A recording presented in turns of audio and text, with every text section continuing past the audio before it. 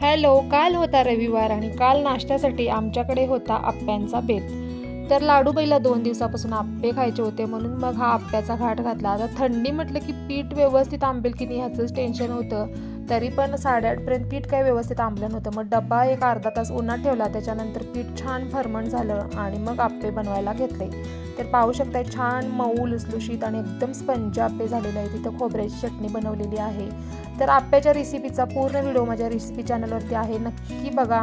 खूप छान होता ते आप्पे आणि इकडे व्हिडिओ बनवेपर्यंत म्हणजे एका तव्यातील आप्पे पूर्ण करपून गेले.